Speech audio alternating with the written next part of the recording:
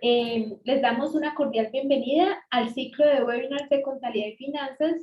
Nuestro webinar del día de hoy se titula Efecto de la heurística y sesgos cognitivos en el pronóstico y las decisiones financieras, con la participación de los profesores Víctor Alberto Peña Vargas y Aldo Ramírez Zamudio.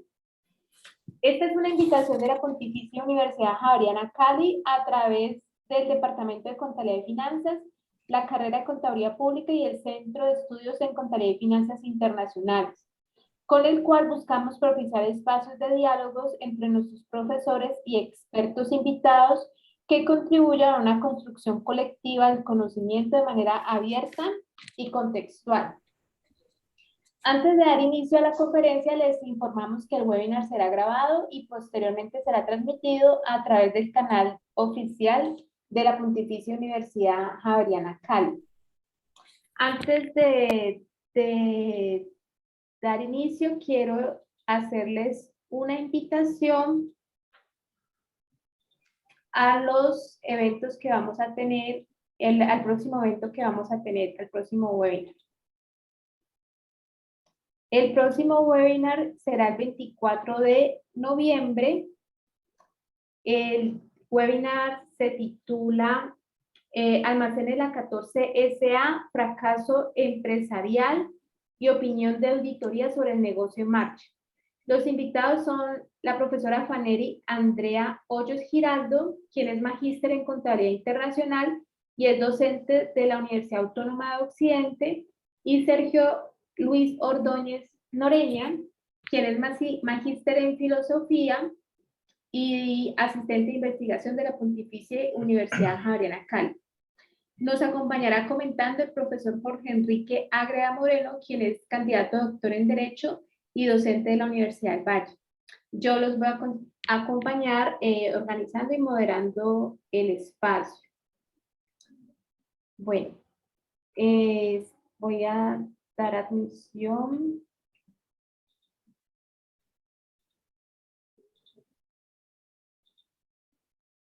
Como preámbulo, entonces quiero esperarnos unos 5 minutos a que más personas se puedan conectar a nuestro evento. Mientras tanto, los voy a dejar con más información sobre la logística del espacio.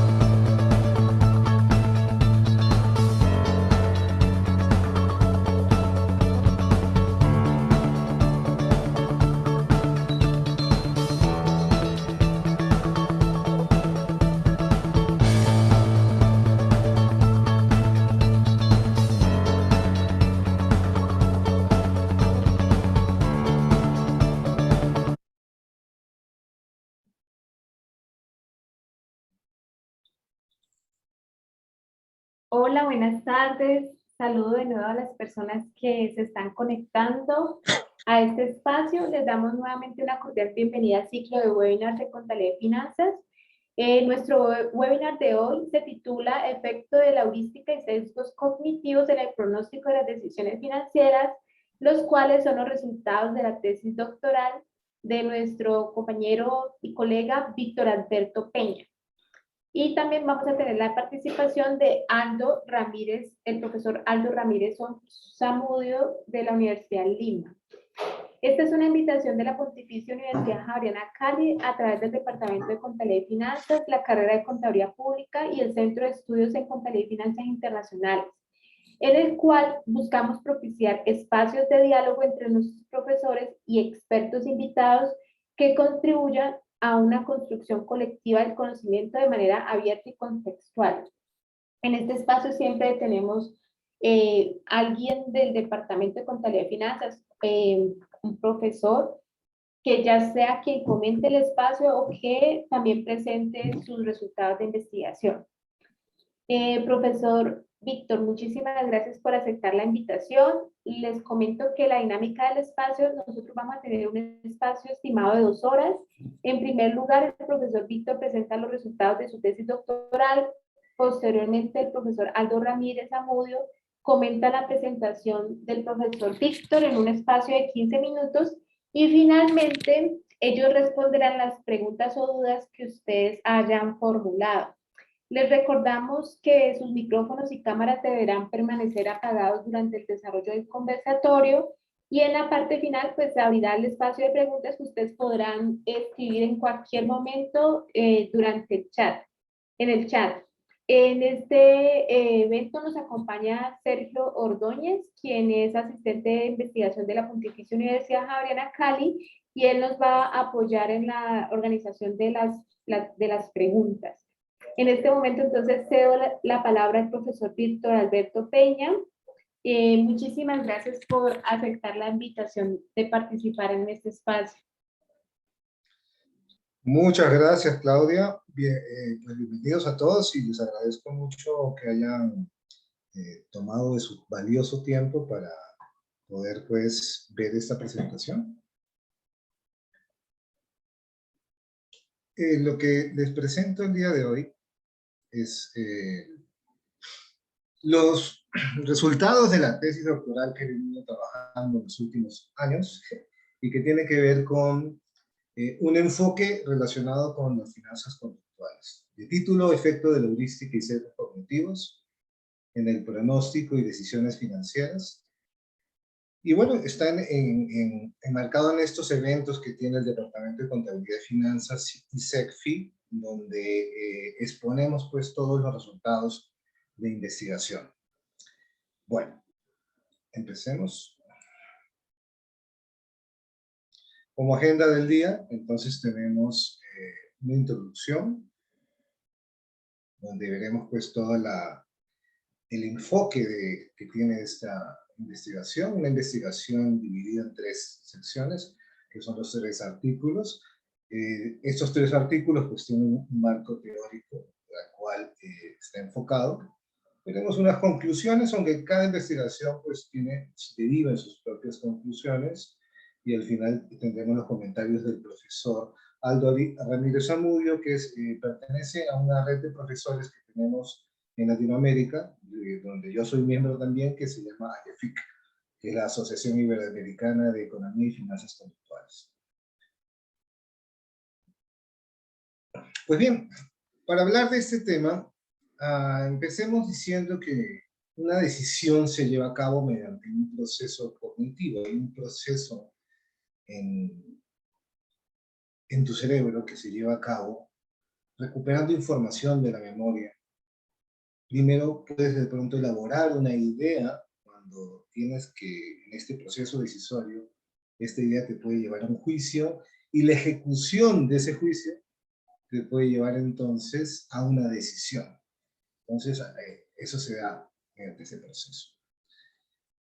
Como les dije hace un momento, las finanzas conductuales son el área del conocimiento que rige estas investigaciones. ¿Y qué es? Pues persigue, busca entender, explicar cómo se comportan los inversionistas en los mercados financieros. Eso nos lo dice Kahneman y Bersky. Así que vamos a ver una fusión entre diversas disciplinas como la psicología, como las finanzas, sociología, que te permiten entonces en esta amalgama poder identificar cómo es este proceso. Richard y Simon lo dicen eso en el 2000. Pero quisiera, para aquellos que se han acercado a ese tema de las finanzas conductuales en el transcurso pues, de varios años, si son lectores asiduos de este tema, verán que hay toda una información alrededor y desarrollo teórico que a veces se contrapone a otro tipo de teoría, como los mercados eficientes, y May y Starman nos habla de una primera generación en el desarrollo conceptual de las finanzas conductuales. Al principio parece que fuera la antítesis de los mercados eficientes, que te habla del homo economicus, aquel ser racional en sentido neoclásico que toma sus decisiones con toda la información disponible y que es muy eficiente para maximizar su función de utilidad. Entonces la antítesis vienen a ser las finanzas conductuales, que te habla del ser irracional, aquella persona que está sometida a un proceso cognitivo que puede llegar a ser ineficiente porque está permeado por diversos errores y que llega a ellos porque tiene muchas limitaciones. Entonces, se presenta como un ser irracional y por ende los mercados son irracionales. Es una primera generación. Pero eso cambia con el tiempo. Porque un ser humano no es un algoritmo computacional como en High Frequency Trading, donde tienes potentísimos computadores que toman decisiones en 5 microsegundos, y un ser humano lo hace en 1.000.000. Estoy hablando de un clic del mouse cuando toma la decisión de comprar. No, está hablando Neil Starman, que hablamos de un ser normal que persigue beneficios utilitarios, expresivos y emocionales. Todo eso se mezcla en este proceso cognitivo de toma de decisiones financieras. ¿Qué es un beneficio utilitario? Ese beneficio buscando la maximización de la utilidad, utilizando la información disponible que él puede procesar con la información disponible que él puede organizar. Y no es que esté sometido a fallar, que es lo que la generación 1 nos decía.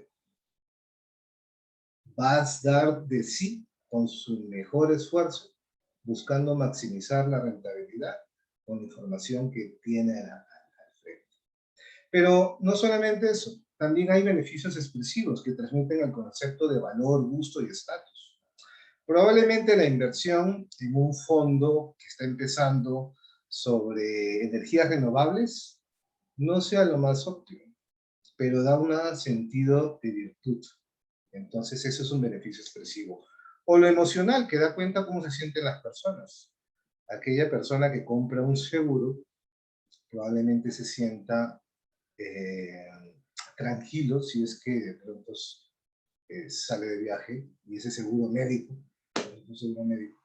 lo va a cubrir en caso de una situación adversa. Entonces, estos tres elementos se mezclan en la decisión financiera, lo cual lo vuelve mucho más complejo de medir.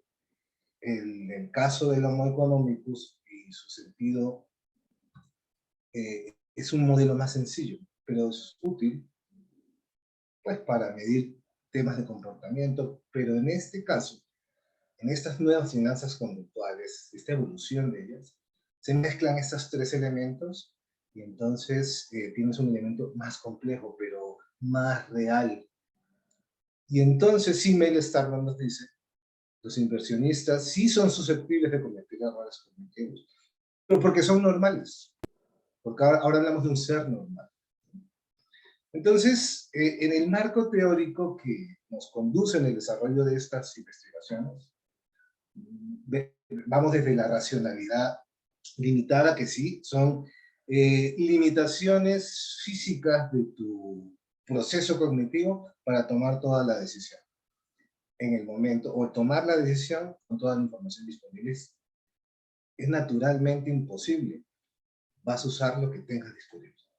La teoría de la perspectiva de Kahneman y Tversky, que nos dice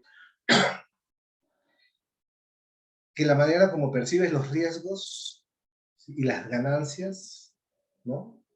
Son diferentes y eso afecta. Voluntad limitada, que tiene que ver con aquellos inversionistas que quizá lo óptimo sea esperar 1 año, 2 años para redimir la inversión, pero se angustian y al mes, 2 meses ya están liquidando su portafolio. O los límites al interés propio, que tiene que ver con el altruismo. Así que Sheffrin, en el 2002, nos dice que para explicar estos mercados financieros existen diversas herramientas, pero una de ellas, que son las heurísticas y los sesgos, es un pilar para comprender los mercados. Y nos lo, en este conjunto de diversas heurísticas y diversos sesgos, porque no solo son 2, hay una gran cantidad por cada uno de ellos, Tversky, Kahneman, Altman, Sheffrin, Thaler, Susskind y demás autores pues nos hacen un recuento. Pero hay unos que en particular afectan en las finanzas, que es la heurística de anclaje de ajuste, que nos lo dice, pues lo expone primeramente Tversky, Kahneman, el sesgo de optimismo de los Value Kahneman y el sesgo de encuadre o framing effect. Esos tres en particular tienen mucho que ver en finanzas. Entonces, ¿qué es la heurística? Que de aquí se desprende el título de esta tesis. Bueno, es una herramienta de nuestra mente para poder resolver problemas. Decíamos que no puedes procesar toda la información disponible al mismo tiempo, en un segundo, en ese clic para tomar la decisión de compra o venta, pues la heurística va a actuar. Porque si puedes formular un juicio y tomar una decisión sin contar con toda la información disponible, nos lo dice Kahneman, Chapman y Johnson nos dice que es una herramienta para poder emitir juicios rápidos, pero puede conducir a errores, como una persona normal podría pasar. Entonces, en particular, la heurística de anclaje de ajuste nos dice que es cuando vas a pronosticar el valor futuro de un fenómeno y tienes un número al frente que esté relacionado o no con lo que vas a pronosticar, ese numerito te va a influir en el proceso. Y entonces, ese numerito va a hacer que el proceso de ajuste, ese pronóstico que haces, va a ser ineficiente. Entonces, es probable que suceda eso. El sesgo de optimismo nos acompaña desde nuestra evolución como homínidos. ¿Y de qué se trata? Pues que los seres humanos esperan eventos positivos, pero sin tener argumentos para, digamos, estructurados para decir que eso va a pasar. Pero hay un sentimiento de lo positivo. Sharot, que viene de revistas como Current Biology, nos dice que un individuo con un optimismo moderado tiene mayores probabilidades de sobrevivir en su proceso biológico. Pero en finanzas nos dice que el optimismo moderado es bueno, que algunos inversionistas sobreestiman el conocimiento del mercado. Entonces, caso crisis 2008, un claro ejemplo de exceso de optimismo, pero exuberante.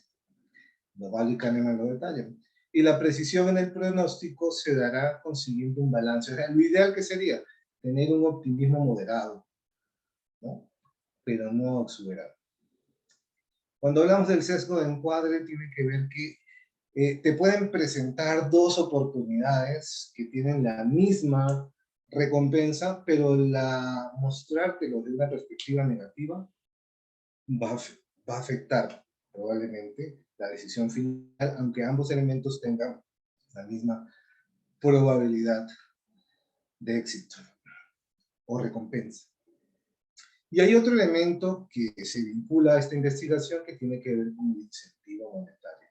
Y es que si en una investigación el otorgar dinero para motivar de manera que la persona que esté trabajando, que esté participando en este experimento, es un elemento suficiente para que dé lo mejor de sí. Esto nos lo dice Smith, Garrett Smith, Davis Holt y Friedman Sonder, nos dice que el uso de recompensas monetarias es imprescindible para que los experimentos se puedan llevar a cabo porque es un elemento motivante principal.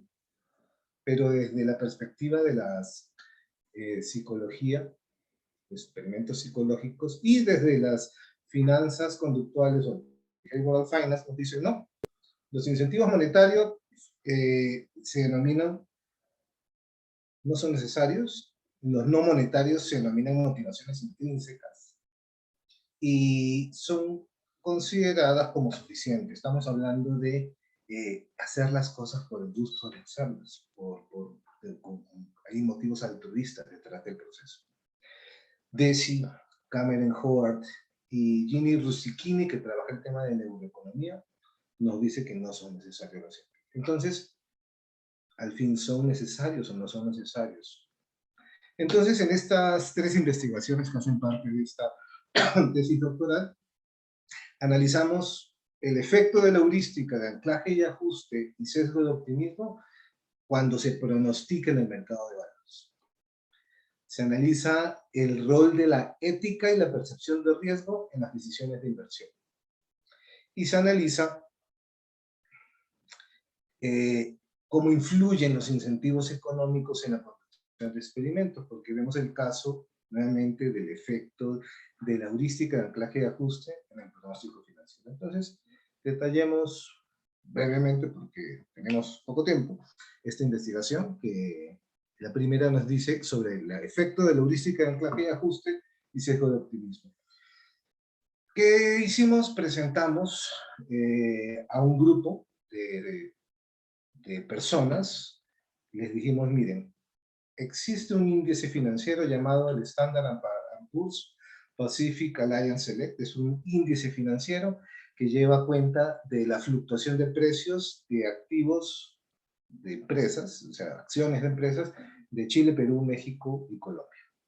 Les damos información gráfica a un año, a un mes, a una semana, y le decimos, con esta información que te presentamos, evalúen usted, escribe tu pronóstico, cómo quedará el valor futuro del índice a un día, a una semana y a un mes. ¿Cuál fue el objetivo? Pues medir la influencia de la heurística de anclaje y ajuste y el sesgo de optimismo en este pronóstico. Entonces, fueron 670 participantes de Colombia, de Perú y de Chile. Las variables del estudio obtenidas fueron pues, el índice, que sería el valor actual del índice financiero, el pronóstico, el valor real del índice, porque se tomó información, una vez tomado este pronóstico, se esperó un tiempo para lograr obtener, voy a hacer esto mejor. Permítame, parece más cómodo así, listo. Entonces se tomó el valor del pronóstico, valor real del índice, tiempo después, la edad del participante, el sexo, el país, si era de Perú, de Chile o de Colombia, y el plazo, porque los datos o el pronóstico era un día, una semana y un mes. El método fue mínimo cuadrados ordinarios, donde YSUI pues, es el pronóstico, alfa está medido como el valor promedio del pronóstico, beta nos mide el impacto en cada una de las variables y XUI nos mide entonces el valor del índice, la edad, el sexo y el país.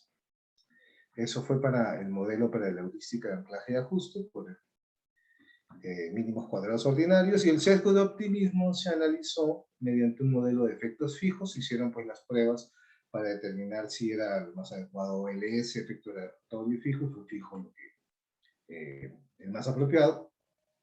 Tenemos un mismo individuo que en 3 momentos, ¿no? Mentalmente se proyecta un día, una semana y un mes, y entonces este modelo Y sub I, T, es la variable dependiente del pronóstico. Entonces, siguiendo a investigaciones como de Jordan y Sutherland, que se realizaron en Estados Unidos, Inari en Japón con el índice Nikkei,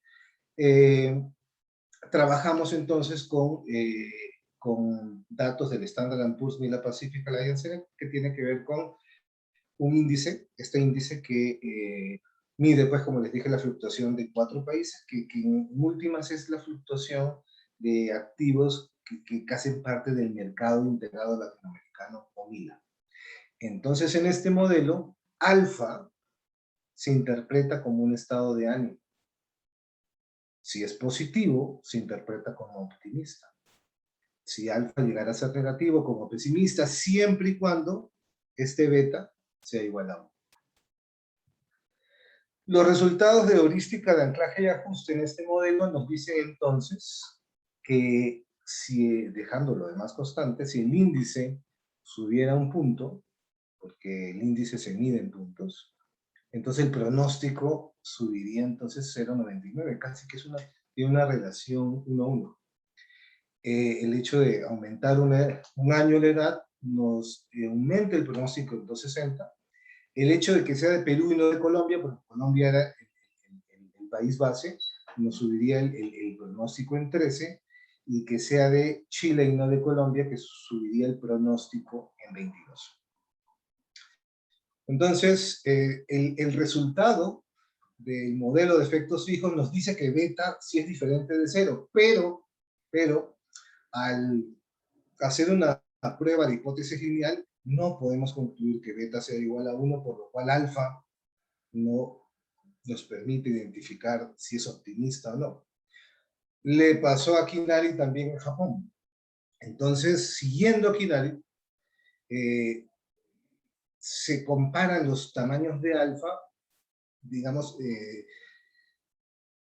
distribuyendo entonces la base de datos con información a un día, o segmentando, perdón, a un día, una semana y un mes. En el caso que los coeficientes fueran incrementales, se podría inferir el optimismo. Entonces, en esta investigación, la revisión de las investigaciones sobre temas pues, de problemas cognitivos o errores cognitivos de finanzas, nos permite identificar la importancia de la heurística de anclaje y ajuste. Este modelo nos dice que sí, se anclan, la heurística de anclaje y ajuste ejerce una importante influencia en el proceso de pronóstico, que variables como la del país pueden tener una relación, pero no se pudo explicar entonces información relativa a país en particular, sino toda la base de datos completas. Con el tema del optimismo, pues solo se logró inferir la presencia, mas no fue un elemento contundente, y tampoco se permite, con la metodología usada, establecer si es un optimismo irreal o es un optimismo moderado. Con la segunda investigación es bastante interesante porque se plantea la oportunidad de un negocio, de una inversión en bolsa.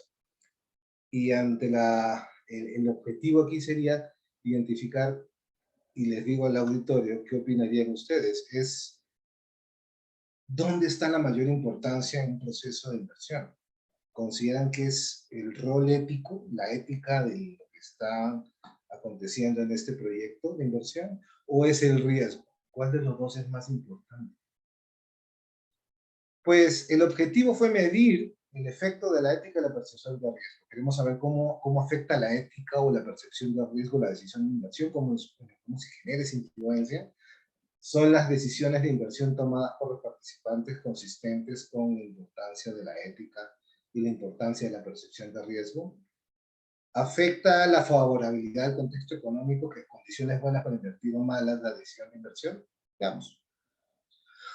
Para esto se trabajó con 480 estudiantes, se construyeron 8 escenarios distintos en donde habían 8 distintas configuraciones en los instrumentos, y estos instrumentos tenían un escenario que podía ser percibido como ético o no a la luz del juicio del individuo, y un riesgo bajo y un tipo de un riesgo bajo de la inversión, y una favorabilidad que podía ser muy favorable o poco favorable.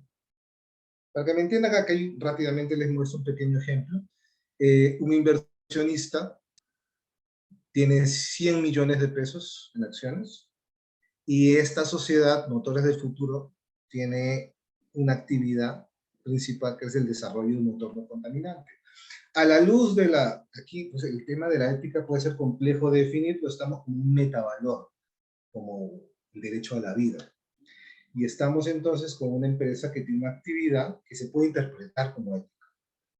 En otros instrumentos tenemos una empresa que fabrica armas. Entonces, bajo una escala de valoración análoga, el individuo, en este caso el participante, tenía que definir si invierte o no en una escala de 0 a 100. Así que no es una posición binaria, lo hago o no lo hago.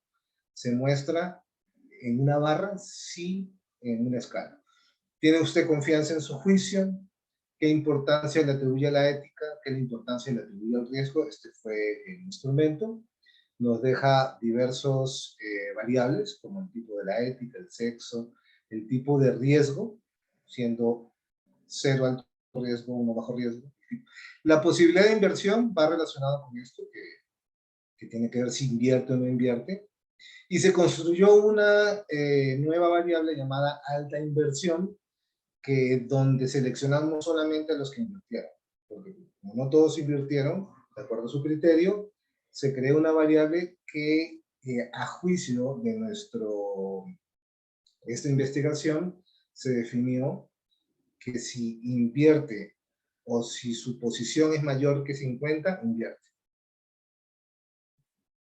Los resultados, pues, bajo el método de mínimos cuadrados ordinarios, pueden ustedes apreciar aquí que cuando es percibido como riesgoso, bajo riesgo, la posibilidad de inversión se incrementa a 20 puntos. Cuando es percibido como ético, se incrementa en 18 puntos. La importancia de la ética no fue significativa, la importancia del riesgo fue significativo, pues al 10%. Lo interesante entonces es que este tipo de, la percepción de riesgo bajo incrementa más que la ética. Se hizo un modelo de regresión logística con esa variable de alta inversión, aquí tomando solamente a los que invertían, y entonces se llegan a unas conclusiones también interesantes. Y es que, bueno, el análisis de los coeficientes nos permiten establecer posibles aumentos de probabilidad. Y podemos ver entonces con un análisis de tipo marginal como la probabilidad de invertir es del 0,2457 cuando el caso es percibido, o la posibilidad, el caso de inversión es percibido como de riesgo bajo, más que cuando es percibido como ético. Entonces, la posibilidad de invertir aumenta puntos cuando el escenario está definido como bajo riesgo, más que como ético. La posibilidad de que realicen la inversión según la escala que construimos aumenta cuando el escenario está definido como bajo riesgo. Así que, pues si bien la presentación de un escenario ético de bajo riesgo influyen ambos, a la hora de tomar una decisión, se tiende a asignar mayor importancia al bajo riesgo que a un escenario ético. Esas son las conclusiones. Entonces, este marco teórico pues permite hacer una revisión de esta literatura científica que tiene que ver con ética y decisiones de inversión, que es escaso realmente. Normalmente los casos éticos en finanzas dan cuenta de una situación desfavorable que ha pasado, como tipo caso Enron, caso del 2008, faltas a la ética, y es más un recuento histórico, pero operacionalizar la ética en el proceso es, digamos, que el aporte pues, de esta investigación. Y vemos cómo la posibilidad de invertir aumenta pues, frente a un escenario de bajo riesgo. Bueno. Y en esta investigación 3, que trata sobre el análisis de la influencia del incentivo, habíamos descrito cómo el incentivo, para algunos autores, incentivo económico, es sumamente importante y, digamos, como un elemento imprescindible en un proceso de investigación y en experimentos, y como para otros no. Entonces es un debate abierto y antiguo. Los objetivos planteados aquí es primero pues, examinar si el uso del incentivo monetario pues, influye en la respuesta de los participantes. Y eso se realiza analizando un índice de anclaje. Entonces, se identificó un índice de anclaje apropiado para usar y se hizo un análisis de las distribuciones. También se buscó establecer si el uso del incentivo monetario influye en los pronósticos de los participantes. Y se utiliza no analizando un índice, sino analizando pues, los pronósticos que ejecutaron las personas que participaron en la investigación. Y se buscó también medir la heurística de anclaje y ajuste en los experimentos realizados.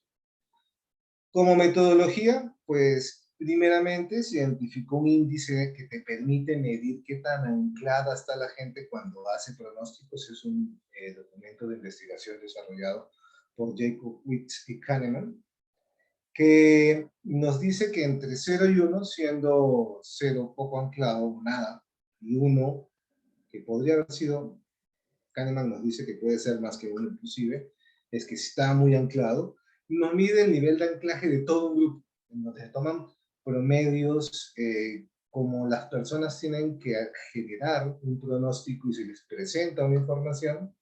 Esta información es segmentada como ancla baja y ancla alta. Entonces se les presenta del mismo fenómeno que tienen que pronosticar un número muy alto y un número muy bajo. Y este índice de anclaje entonces medirá a todo el grupo. Se nos generaba una dificultad allí porque queríamos medir el nivel de anclaje de un individuo. Entonces, con el profesor Jorge Enrique Velasco, hicimos una propuesta, un índice propuesto en otras investigaciones que hemos usado para esta investigación, que es un índice de anclaje modificado, por eso lo llamamos el IAM, que también nos mide la proximidad en los pronósticos hacia un ancla entre valores de 1 y 0, pero con la particularidad que solo utiliza un ancla, ¿sí? Entonces tendremos el valor del ancla y los pronósticos de los individuos. Entonces, ¿qué fue el índice seleccionado para identificar y para trabajar con él?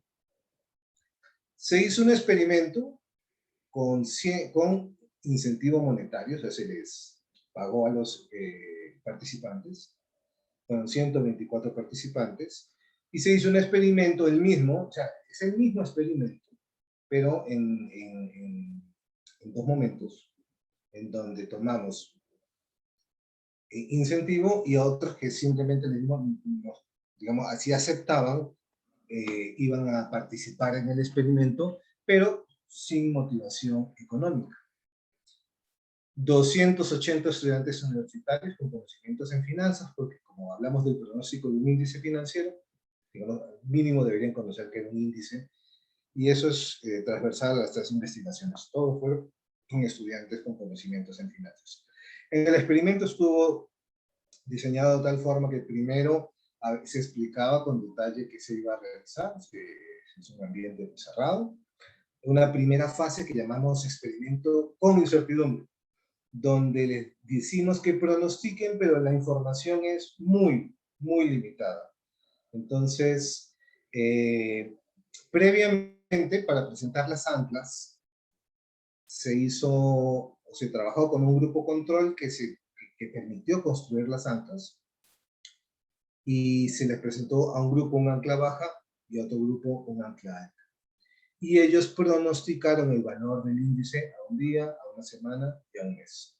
Se les decía que era un índice, ni siquiera se les decía que era el índice en particular, que en la fase 2, llamada sin incertidumbre, sí se les decía, mira, es un índice financiero, el Standard & Poor's Pacific Alliance Select, mira la gráfica a una semana, mira la gráfica a un mes, mira la gráfica a un año, mira el valor del índice, el último disponible, había mucha más información, por eso la llamamos sin incertidumbre.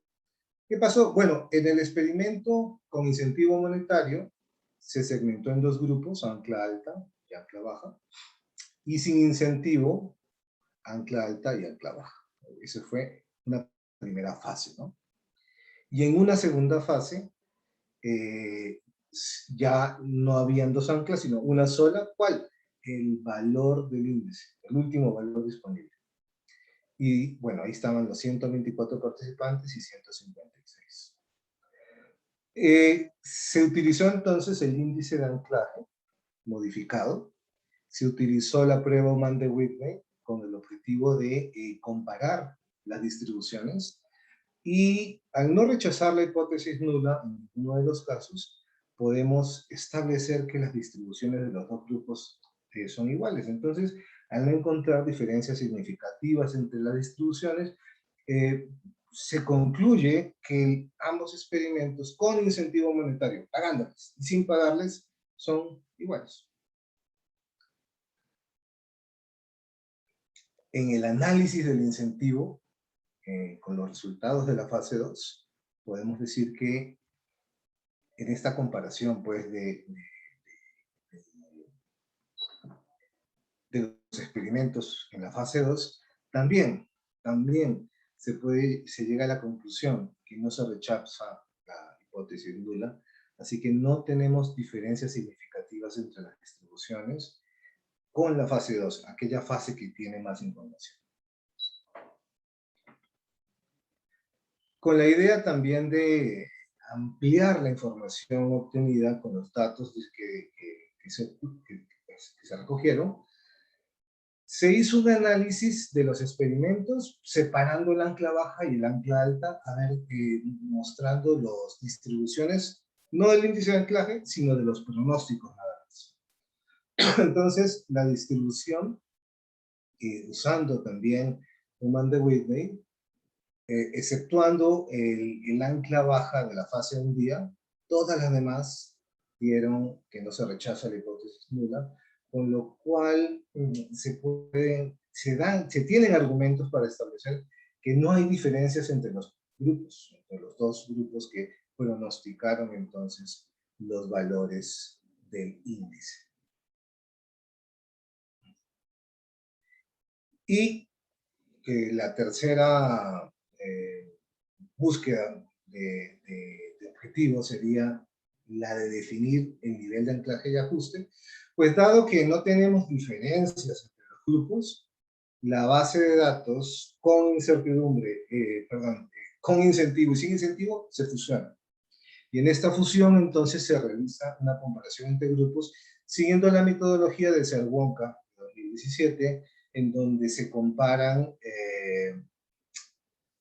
dos grupos, el ancla alta y el ancla alta, buscando rechazar la hipótesis, cosa que sucede. Así que el valor del índice nos dice, algo importante a notar es que el índice de anclaje que se usa es el índice de Jacobowitz-Kahneman, que funciona para medir el nivel de anclaje de un grupo, ya que está fusionada la base, se puede hablar de un nivel de anclaje de grupo. Y entonces, en esta fase 1, se llega a las siguientes conclusiones, y es que se evidencia que existe un grado de anclaje para los pronósticos a un día, mayor a una semana y menor a un mes por un efecto de mayor distancia pues, en el tiempo, mayor incertidumbre. Se usó también el índice de anclaje modificado para identificar, ya con las bases fusionadas, si existía entonces un nivel de anclaje a un día, una semana y un mes. Usando el test chi cuadrado, pues se definió que si hay un nivel de anclaje fuerte a un día, pero no hay validez estadística para los pronósticos a una semana y un mes. Así pues, como conclusión pues, de este trabajo, vemos que se comprueba que no hay diferencias significativas en las distribuciones de los índices de anclaje. Llegamos a la conclusión que el incentivo monetario, otorgar dinero o no otorgar dinero, no generaban diferencias. También validamos eso con los pronósticos y que solamente tenemos validez estadística con el índice de anclaje para los pronósticos a un día. ¿Qué otras conclusiones podemos sacar previas a esto? Primero, pues, el uso, entender esta evolución de las finanzas conductuales, el que exista entonces la oportunidad de trabajar con este índice MILA y con esos mercados financieros latinoamericanos, y medir, pues, entonces son aportes que van en relación a comprender más los mercados financieros. Así que, bueno, lo que estamos con el tiempo, 4:45, le doy las gracias. No sé si el profesor Aldo ya llegó para continuar nuestra exposición. Hola Víctor, ¿cómo estás? Oh, profesor, qué gusto saludarle. Qué gusto, Entonces, Víctor, ¿cómo estás? muy bien, profesor. Aquí entonces le cedo la palabra. No sé si va a exponer, si necesita proyectar algo. Ya, la idea yo creo que era comentar un poco más Sí, el exacto. trabajo. Es comentario. Ya, yo, a ver, lo primero tengo que felicitarte, Víctor, no, discúlpenme la publicidad gratuita, no es porque Víctor sea mi amigo, sino que he visto el trabajo, lo he leído, ¿no? Y me parece que ya lo había visto desde hace un par de años cuando tuvimos la ocasión de presentarlo en el primer Congreso de Finanzas, de Economía y Finanzas Contextuales que se llevó a cabo en la Universidad de Lima. Entonces yo ya lo había visto, el trabajo no me parecía muy interesante, es más, en parte he trabajado con un colega de la universidad, ¿no? Yo estaba muy contento, incluso tuvimos algunas sugerencias que se le hizo a Víctor, ¿no? Básicamente el del incentivo, porque en temas pues, de economía experimental el incentivo siempre es un requisito, digamos, importante, ¿no? Pero me he visto sorprendido de que aquí pues el incentivo no ha tenido ninguna explicación sobre las diferencias entre un grupo y otro. Y claro, puede deberse obviamente a de que estamos hablando de un grupo especializado de personas, por más que sean estudiantes, al ser especializados no necesita incentivarse a este grupo para que, digamos, tenga un análisis mucho más detallado, un análisis mucho más, eh, digamos, mucho más serio, ¿no? Que en este caso no puede pedirse más seriedad porque todos los analistas, toda la gente que está involucrada en este entorno, todos tienen, pues, digamos, una forma de trabajar y no la cambian, haya incentivos, ¿no? Entonces, claro, los incentivos están más planeados para otro tipo de entornos, ¿no? En los cuales la gente desconoce la labor que se le va a dar. Entonces, es un poco diferente el contexto, ¿no? Entonces, yo, como les digo, estoy primero felicitar a Víctor por su trabajo, ¿no? Contarles un poco la historia de que estos ya 2, 3 años, ¿no? Que han pasado desde el 18, 3 años, ¿no? Desde que se presentó por primera vez y que se le hicieron varias de las sugerencias que él muy gustosamente las ha usado, ¿no? Lo cual también nos hace sentir a nosotros muy bien. Bueno, bien y mal, bien porque las usó y mal porque no salió lo que pensábamos y una de las posibles explicaciones es esa, como les comento, ¿no? Eh, yo creo que de lo que has obtenido, Víctor, hay muchas cosas interesantes, ¿no? Hay una que me ha sorprendido tremendamente, pero creo que la voy a dejar para el final. Lo primero es lo de la ética, ¿no? Me sorprende mucho y es un poco una vuelta de página, ¿no? O una llamada de atención a los prejuicios que tenemos, ¿no? Sobre todo en Latinoamérica, porque no es que quiera meter en el mismo saco a Colombia, pero todos sabemos que Colombia, Perú y México y todos los países que somos latinos, ¿no? Tenemos pues varios lugares comunes, ¿no? Uno de ellos es pensar pues de que la gente es corrupta, ¿no? De que la gente es más proclive a la corrupción o que es menos apegada a la ética. Y no necesariamente es así, ¿no? Uno de los resultados que has obtenido me parece interesante, ¿no? Y es el hecho de que la ética tenga una significancia incluso mayor que el bajo riesgo. O sea, si la gente prefiere inversiones, ¿no? Que están enmarcadas, digamos, dentro de una ética, ¿no? Más aceptada, ética, es decir, que la gente entienda por consenso que es un entorno en el cual se están respetando los derechos de los demás, que se están realizando actos, digamos, que van por el bienestar común o el bienestar social, eso preferible a un bajo riesgo me parece que es un resultado interesante, ¿no? Muy interesante. ¿Ya? Eso es una de las cosas que a mí me pareció muy, pero muy interesante. Que se hayan obtenido los p-values que has obtenido en la mayoría de las pruebas es bastante encomiable, porque es muy difícil, al menos para mí que hago yo también conductual, experimental, obtener pues tantos regresores robustos, ¿no? O significativos, es difícil. Entonces, aquí una de las razones, y no lo estoy haciendo para desmerecer el trabajo, es la muestra, ¿no? El tamaño de la muestra ha influido mucho porque es un tamaño muy grande, ¿no? Entonces ese tamaño grande te da pues resultados robustos, pero ese tamaño de muestra obviamente también implica pues un trabajo mucho más grande y un tiempo mucho mayor, ¿no? Entonces yo por eso no tengo nada más que decir que felicitarte, ¿no? Porque esto es una labor ya casi titánica, considerando los pocos recursos que tenemos, ¿no? Y lo difícil que ha sido, y sobre todo en estos años, en estos 2 últimos años, en los que prácticamente pues no se ha podido hacer nada presencial, ¿no? Entonces, yo ahí me parece uno de los valores más interesantes, ¿no? Y hay algo que yo quiero preguntar, porque me he quedado con esta duda, ¿no? Que me parece pues grande en tu trabajo, ¿no? Y es que la edad, contrariamente a lo que uno suele pensar, ¿no? Más bien aquí tiene una relación directa con el valor de la previsión, es decir, la gente entre más adulta es, más arriesgada es. Y entonces eso rompe un poco con uno de los paradigmas que tenemos en la economía experimental, ¿no? Y en lo que toda la gente que hace ciencia del comportamiento, ¿no?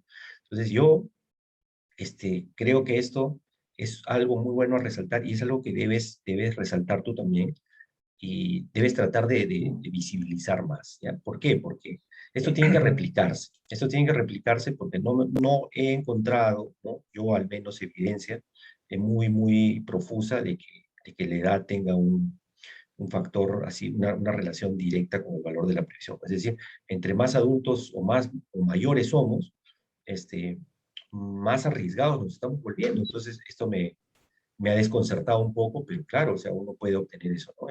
Podría uno creer que se deba al tamaño de la muestra, cuando si un tamaño de muestra pequeño, entonces tienes a veces estos resultados así un poco contradictorios, pero con una muestra grande, la que tienes, me parece un resultado muy interesante que hay que resaltar y hay que ver si es que se puede replicar en el futuro, ¿no? En otros países parecidos, para ver qué obtenemos, ¿no? Porque esto es un hallazgo muy interesante, ¿no? Y de repente hasta una revista grande va a estar interesada en publicarlo, ¿no?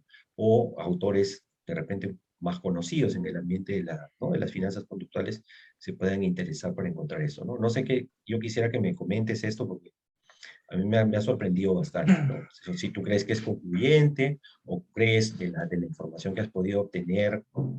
O de las impresiones que recibes también del grupo del Mila, ¿no? De la gente de Chile, de Perú, si es que esto es así, ¿no? Porque yo tenía más bien la idea fija, no conozco muy bien el entorno, de que más bien son más conservadores, ¿no? Entre mayores son más conservadores. No sé qué nos puedes decir sobre eso.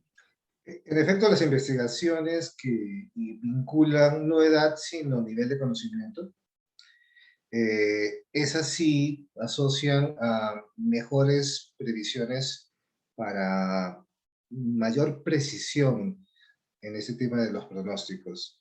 Y se han hecho es con nivel de formación, no tanto con edad. Ahí coincido contigo. Hay otra investigación que tenemos, porque algunos de los sugerencias también que uno obtiene de estos congresos es porque este grupo humano en formación, ¿no es cierto? Estamos hablando de estudiantes.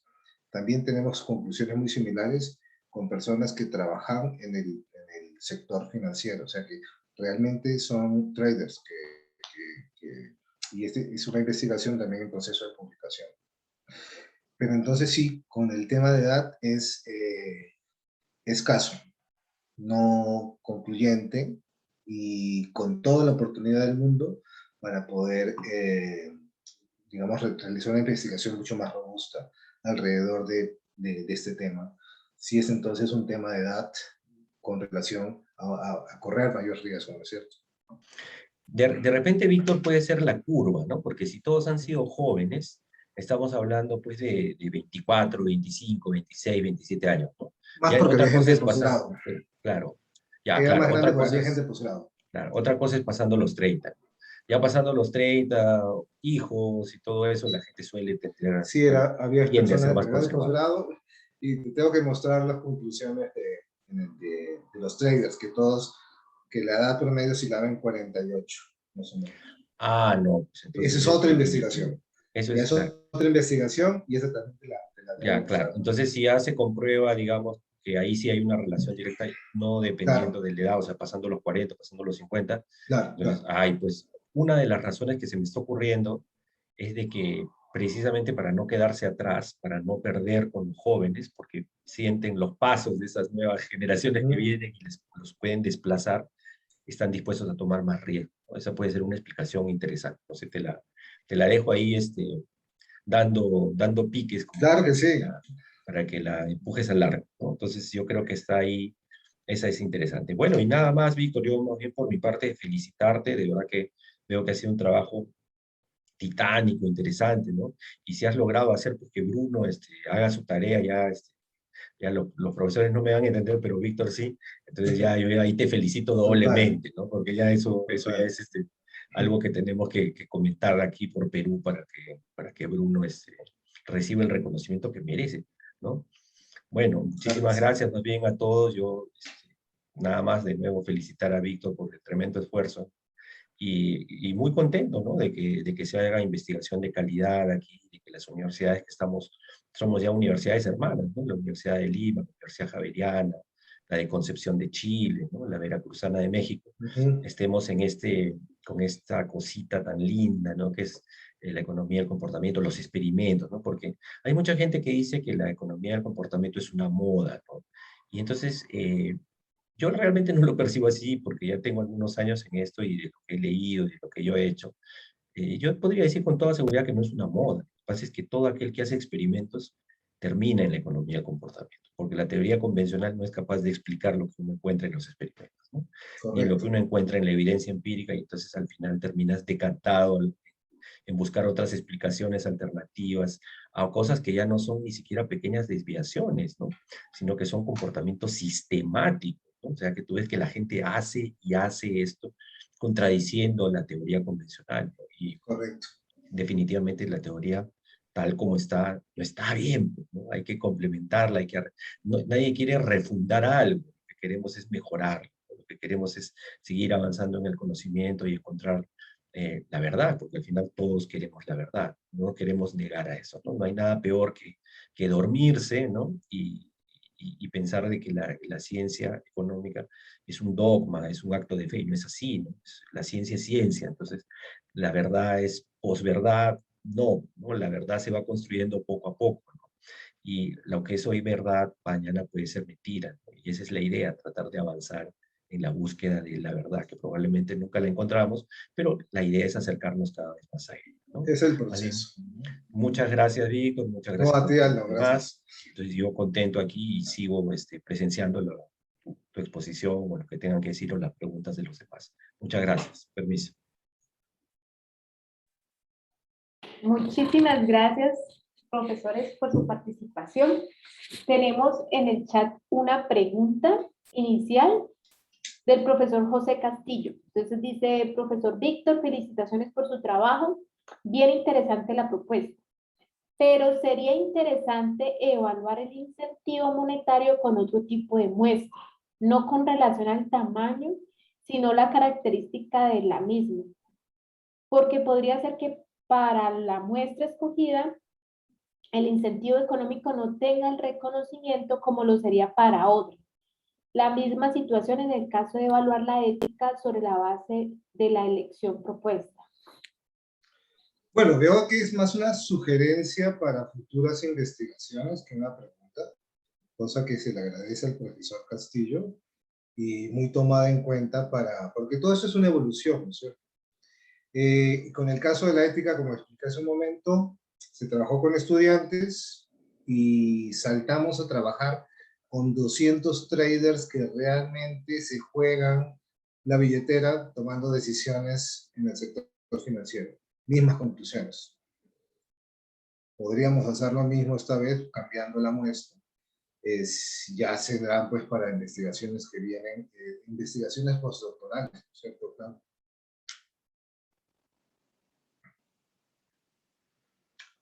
Bueno, recuerden que pueden plantear sus preguntas en el chat y también si alguien de público quiere abrir el micrófono y hacer su pregunta de manera oral, también lo puede hacer. Mientras el público se anima a realizar preguntas, quiero hacerte una pregunta, Vicky. ¿Cuáles son los aspectos más relevantes de tu trabajo para los practicantes en pronóstico y toma de decisiones financieras? Comprender un poquito más, tomar conciencia un poco más de aquellos elementos que te van a afectar cuando tomas una decisión. Aquí, el enfoque que tenemos un enfoque muy clásico. Mira, toma esta serie de datos, optimízalo. Excel te va a dar una información y te va a dar una combinación de qué activos debes tú tomar para tu portafolio. Si te vas a Bloomberg vas a encontrar otro tipo de datos que van en relación a cómo la máquina, con los datos que tú introduces, tienes un input y tienes después un output y tienes entonces unas conclusiones. Todo es una máquina. Pero ¿quién está haciendo la selección previa? Pues tú, un ser normal que se va a permear por diversas características. Toma conciencia entonces que estos elementos están allí, ¿no? Están allí para uh, conjugado con tu proceso de decisiones. Entonces, como te digo, conclusión, sí, tomar conciencia que habrán elementos para hacer una reflexión alrededor de cómo llevas a cabo tu proceso de elaboración de pronósticos y de toma de decisiones financieras cuando vayas a decidir si participar pues, en un mercado financiero, un mercado de valores. Y es la intención también formativa del departamento de vincularnos, por eso tenemos un grupo de investigación, por eso trabajamos estos temas, para no desconectarnos y no quedarnos con ese modelo económico racional, ¿no? Neoclásico, sino vincular todos estos elementos que componen la naturaleza humana. Muchísimas gracias. Tenemos una pregunta de Sergio Ordóñez. Dice, Víctor, buenas tardes. ¿Nos puedes contar un poco más cuál es la relación que Kahneman y Tversky proponen entre la heurística de representación, disponibilidad y ajuste por anclaje? Es decir, si ellos establecen relaciones y si en tu caso consideras que el anclaje de un sujeto está o no relacionado con la representatividad y la disponibilidad. Si lo último es así para ti, ¿cómo se deben interpretar los resultados de investigación cuando en ellos se aíslan estas heurísticas? Bueno, aquí estamos hablando de las tres clásicas heurísticas, sin embargo en la documentación hay un inventario enorme, así como la de los sesgos cognitivos. Algunas más participan en finanzas, otras más participan en otros escenarios, ¿no? Entonces, ¿por qué heurística de anclaje y ajuste? Bueno, porque había una relación directa con el proceso de pronóstico, ahí donde identificábamos un mayor nivel de influencia. Pero, obvio, si pudiera entonces combinarse o vincularse, entonces tienes una heurística de representatividad que tiene que involucrarse con los estereotipos, ¿no es cierto? O la heurística de la disponibilidad, en donde de pronto vas a bloquear una posible inversión futura porque te fue mal. Entonces, si te va mal en criptos, digamos que es una criptomoneda, pero de las seguras, de las estables, que ninguna es estable, creo, te va horrible. Entonces, 5 años vuelves y la bloqueas, y lo óptimo quizás sería que te volvieras a meter en ese tipo de negocio, pero la bloqueaste. Esa es heurística de disponibilidad. El impacto en la memoria de eventos que generan entonces fuertes reacciones en tus recuerdos. Entonces, vincularlas todas, obvio que puede pasar. Así que está muy bueno para, como llamamos, votar corriente en nuestro grupo de investigación, buscando entonces vincularla a un proceso, porque hay otro tema y es el tema de la medición, porque desde lo cualitativo uno puede organizar algunos datos, pero hacer una medición real del proceso, ahí es donde se ejecutan temas más complejos, porque en una optimización de datos, pues están los modelos matemáticos y computacionales para ello. Pero operacionalizar, como decíamos un rato, la ética, o sea, darle un número, operacionalizar entonces un tipo de heurística. Eso es todo un reto, mi estimado Sergio, pero muy interesante. Sería entonces tratar de armar una posible vínculo entre estas heurísticas, al menos la de disponibilidad, que me parece la más interesante cuando se ejecuta un proceso de toma de decisiones. Muchas gracias. Ah, Ahí estoy leyendo también que dice Alex, sí, dice que cambios sugeriría para abordar las finanzas del pregrado. Sí, vincular, sería interesante que hubiera, no sé, ya la existe, pero que fuera permanente, así sea como electiva, pero la asignatura de finanzas conductuales, como está, por ejemplo, en la misma escuela de Chicago. Existe para posgrado, ¿no?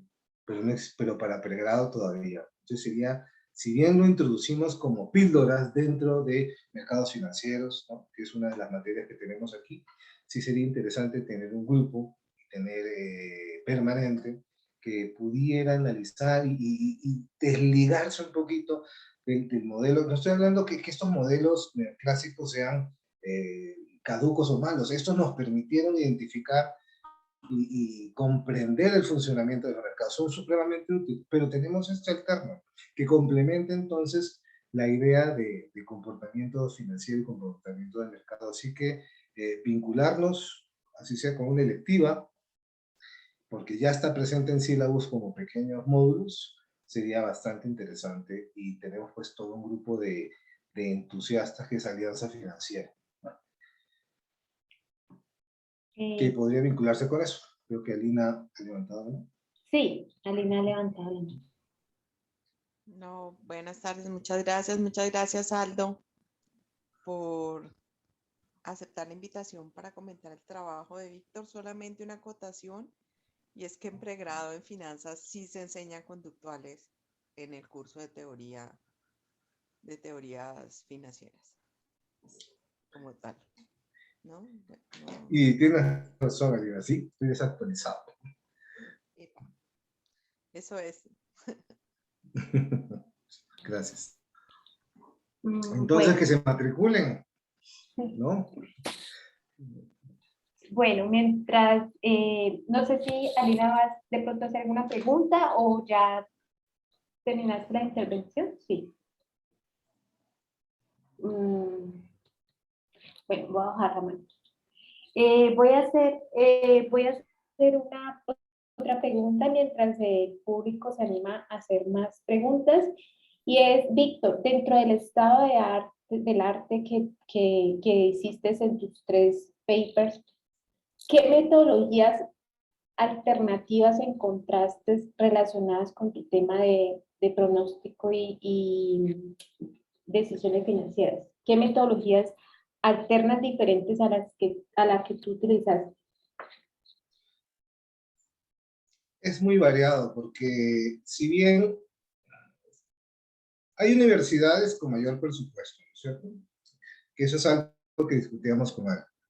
Entonces, en algunos casos, enviar, pagar y obtener de pronto información directa. Imagínate que yo le diga a Bancolombia, ¿me puede ofrecer, por favor, disponibilidad de los datos? Digamos, haciendo pues las diversas restricciones de violación a la información personal, pero que Bancolombia me cediera una cantidad de datos para analizar. Bueno, eso pasa en Alemania, pasa en Estados Unidos. Vínculos universidad-empresa que te permite entonces trabajar con monstruosas bases de datos para sacar conclusiones bastante interesantes sobre lo que acontece con los mercados y combinan pues lo que constituye los diversos análisis alrededor de este estado del arte. Bueno, es bastante interesante, me encantaría poder hacerlo. Cosa que hemos, por aquí desde el Departamento de Contabilidad y Finanzas y el grupo de investigación que tenemos, estamos tratando, ¿no? En algún momento quisimos entonces abordar a la AMB, abordar a la Bolsa de Valores, todavía, digamos que la conversación continúa. Entonces, esa parte sí la miro con algo de envidia y tiene unos procesos, unas conclusiones bastante interesantes en el estado del arte. Otra información, como te digo, otros presupuestos que se manejan, no con relación a una conexión universidad-empresa, pero sí presupuestos altos que te permiten entonces masificar y enviar información a través de micropagos. Hay unos sistemas de información en Amazon llamado Turk, que por ejemplo te paga por hacer tareas y parte de esas tareas se vinculan entonces con procesos de toma de decisiones. Y no necesariamente pagos también, o sea, no necesariamente pagarle a la gente para eso, sino también el montaje de una infraestructura que te permite, digamos, vincular a varios países, porque hay una conexión entre universidades, que eso es lo que intentamos hacer aquí en el departamento, con los vínculos que tenemos ahora con la red IEFIC. Pero entonces en universidades que tienen mayor poder económico, pues hacen unos vínculos bastante interesantes para poder capturar información en diversas partes del mundo. Bueno, nosotros lo hemos hecho aquí en Perú, Chile, Colombia, México, Ecuador, que hemos podido participar, que son los integrantes de países de IEFIC. Pero entonces va más de la mano con mayor cobertura, y entonces el tipo de análisis cambia un poquito, bastante diría yo, porque son otro tipo de datos, son capturas ya masivas que tienen otro procesamiento. Pero en general me parece interesante lo nuevo de la segunda generación de las finanzas conductuales, que se abandona todo ese tema de la irracionalidad de los mercados y se vincula actualmente con entender más la naturaleza humana. Entonces por ahí todavía sí continúa mucho, hay mucho que investigar. Este tema es de, como dice Alina, la profesora Alina, directora del departamento, punta de lanza, y nos va a dar muchos referentes para seguir investigando por varios años, cosa que es bastante interesante. Esa parte también me motiva mucho. ¿Alguien del público quisiera tomar la palabra? Bueno, voy a seguir haciendo preguntas entonces. Hay una pregunta que yo siempre le hago a los conferencistas que me llama mucho la atención, y es: ¿qué te motivó y qué te inspiró a ti para llevar a cabo esta investigación? Bueno, cuando hice la maestría en economía hace unos años ya, siempre estás en la búsqueda, ¿no? ¿Y ahora qué hago? Como cuando estás en el colegio y quieres, ¿ahora qué estudio? No sé qué me gusta. Y todos los que estamos en finanzas tenemos una formación clásica y nos gusta. Y optimizamos y trabajamos con los mercados, hasta saltamos a invertir en la vida real, ¿no? Y tenemos una concepción que el análisis técnico, el análisis fundamental, los datos, y un día llega a tus manos una posición distinta, una información que no habías tenido en tu educación. Entonces, cae en mis manos, digamos, después de que Alina llega, la doctora Alina, y amiga mía, llega de Francia, llega con esta información fresca, con documentos desarrollados por ella y su mentor, que es el doctor Bernard Cadet, profesor emérito de la Universidad de Caen de Baja Normandía. Pues llegó a mis manos algo casi legible para mí, acostumbrado yo a otras lides y a otros documentos que me hablaba entonces de paradigmas y de todo este tema. Y al principio pues me pareció extraño, pero me fui como vinculando, y entonces las investigaciones que realicé en la maestría, en esa maestría de economía, pues me permitieron entonces sensibilizarme más con este tema, y quedé atrapado como si fuera un agujero, ¿no?, negro, pero me he quedado encantado. Así que no abandono lo clásico tampoco, porque digamos que tengo una formación y me gustan ambos, pero pues digamos que mi investigación principal, lo que me nace sentarme a leer algo, va de la mano con finanzas conductuales, y ahí pues de momento continúo. Muchas gracias, Víctor. Esta pregunta que te quiero plantear pues si no hay alguien más del público, es una pregunta que ya has estado respondiendo, pero quisiera como planteártela de nuevo. Si te propusieras futuras investigaciones en tu campo, ¿por dónde iniciarías? Mira, que iniciaría, y la tenemos, ¿eh? Tenemos el tema de las emociones. Eso es algo que me tiene pensando a futuro. Hay toda una curva emocional en el proceso de inversión de alguien que se vincula con la emoción inicial al momento de empezar la inversión, pero después vienen situaciones de pánico, abatimiento, de pronto deja todo así como que dejemos que las cosas sigan su curso, después se corrige. El tema de emociones que está desarrollado desde la empresa privada, está, digamos, como cautivando ese interés y es todo un reto porque es más fácil modelos que se puedan cuantificar, ¿no es cierto?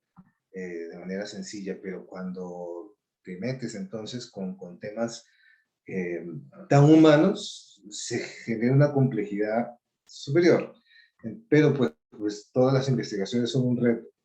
Entonces, en su momento, digamos que como hacemos sinergia con este grupo de profesores que están en varios países, que es IEFIC, se los propondré porque entre todos pues nos ayudamos porque no es tan fácil hacer investigación solos en Latinoamérica y juntos pues hacemos como más. Así que por ahí iría, ¿no? Con el tema de investor sentiment, se llama para el que esté como interesado en lo que acabo de decir. Muchísimas gracias. Yo te pregunté si podía hacerte muchas preguntas en el caso de que el público no preguntara sobre tu trabajo. Y pues pensando también que este es como el espacio, el preámbulo para tu sustentación de la tesis. Ah, sí, sí, no, vital. Entonces, no sé si te molestaría que te hiciera otras preguntas más. No, no hay problema. ¿Cuáles son las decisiones más cruciales que tuviste que tomar durante tu proceso de investigación? La frustración de que el modelo que quería aplicar no servía. Porque uno tiene la teoría y te dicen, cuando ves, por ejemplo, econometría en la maestría de economía, también en el pregrado, cosas que lees. Obviamente, cuando construyes el instrumento, tienes una idea de lo que vas a aplicar y te desgastas durante meses tomando datos de la fase previa, la durante y la después, y logras conseguir la información de manera, capturas primarias, son, tú que lo conoces, son sumamente complejas, desgastantes, y cuando tienes todos los datos y tienes el stat ahí, ¿no? Es como el programador que se desgasta meses construyendo una aplicación y le da enter, sale error. Bueno, eso es lo más frustrante que existe. Y después te coges la cabeza y dices, bueno, ¿y ahora qué hago? Pues pido ayuda, ¿no? Entonces, ahí aparecen los amigos, aparecen los colegas, los que saben más o los que saben menos, pero como estás tan perdido, te dan una luz de lo que saben y bueno, logra superar esos desafíos porque a los modelos que han permitido dar la explicación robusta sobre los datos, pues no se llegó como primera opción. Se llegó después de un proceso serio de análisis y de... Entonces, esa primera parte, ¿no? Esa primera parte, eso sería como lo que genera pues mayor tropiezo, respondiendo pues tu pregunta. Bueno, gracias. Gracias, he aprendido mucho en esta presentación. Y otra pregunta que te quisiera hacer, que también ya la has respondido, y es, ¿cómo la visión de tu tema de investigación cambió a partir de los resultados que obtuviste? ¿Cuáles fueron esos primeros principales cambios de la visión que tenías antes de iniciar el proceso de investigación? Como te digo, en algún momento también compré acciones, fui otro usuario, ¿no? Promedio del sistema financiero, en donde tienes todo un conjunto de elementos para tomar las decisiones, y ese es tu análisis técnico, tu análisis fundamental, tú dices, esta acción me gusta, esta acción no me gusta, lo compro, lo vendo, pero pasa por un análisis clásico. Pero entonces ahí es donde te dices, ¿será que me estoy sesgando? ¿Será que está actuando? Digamos que tú puedes identificar en este mundo de las finanzas conductuales, Kahneman te habla de dos personas que pueden ser más sensibles y que pueden ser o más analíticos o más reactivos. Entonces, aquella persona que sea analítica solamente es una naturaleza. Todos tenemos de analítico y de reactivo. Pero los que son más reactivos pues tienden a dispararse como un fósforo, ¿no? A explosionar como un fósforo y tomar las decisiones rápido. Y quizá hay mucho de éxito ahí con algunos traders que hacen ese tipo de operaciones. Y tenemos los más analíticos que se toman más su trabajo para hacer un análisis, pero a veces se les puede ir la paloma pensando demasiado. Y hablamos del efecto de disyunción, por ejemplo, que es esperar hasta no tener toda la información, no reacciones. Bueno, ahora con algunas decisiones que puedo tomar, no necesariamente en finanzas, si me pongo por fracciones de segundo, ¿no? Tampoco.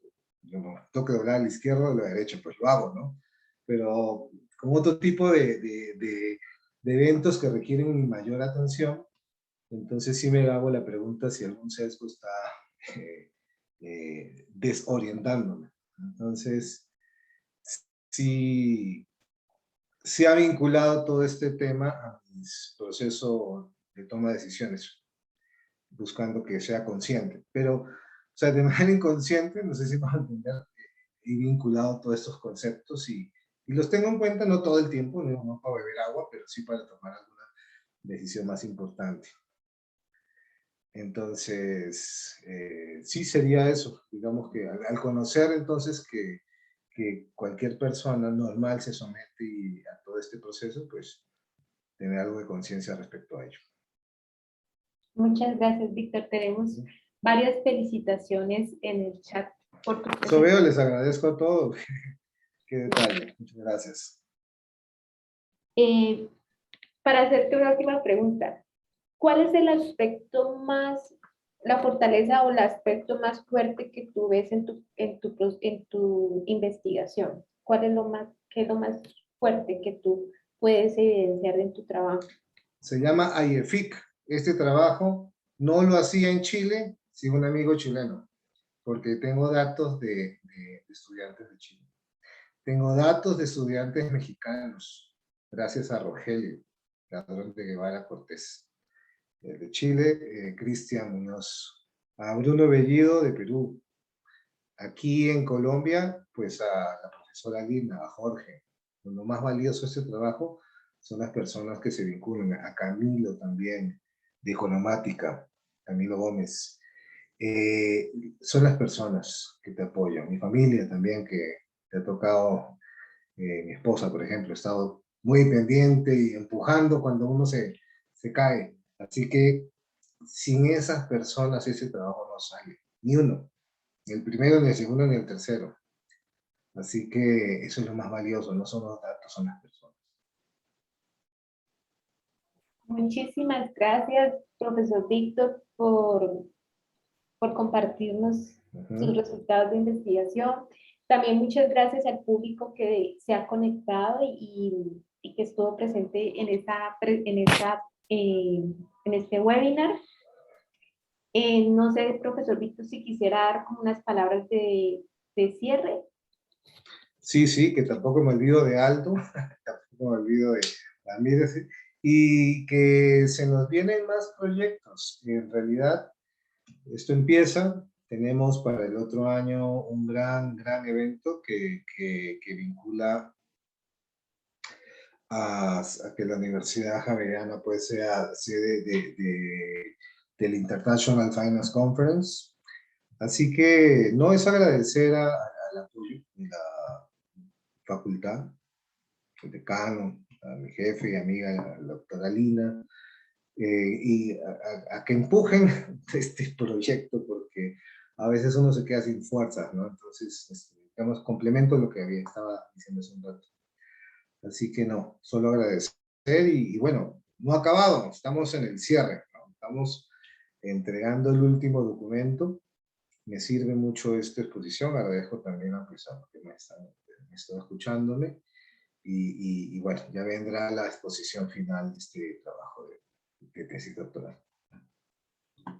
Muchísimas gracias. ¿El profesor Aldo desea decir algunas palabras de cierre? Bueno, nada más, otra vez reiterar mi felicitación a Víctor, agradecer a Lina, a todos, porque hemos formado un grupo muy interesante, muy bonito, somos buenos amigos, la hemos pasado muy bien en Perú 2 veces, ¿no? Lamentablemente por la pandemia ya no hemos podido reunirnos, pero ya estaremos pronto reuniéndonos, ¿no? Y felicitando seguramente a Víctor por la obtención de su doctorado, ¿no? Y nada más, y solamente muchísimas gracias también por invitarme, por hacerme partícipe de esto y desearle éxitos a Víctor en todo lo que viene, ¿no? Suerte y éxito. Nada más. Muchísimas gracias. Gracias. Profesor Ahí el Aldo, profesor, ahí gracias. el profesor aparecía como Víctor Peña porque yo le di mi enlace, ¿no? Sí. Pero ya le cambié el nombre. Ah, bueno, sí, yo estaba tratando de cambiarlo y no había podido. Gracias. No sé si de pronto la profesora Lina desea decir unas palabras de cierre.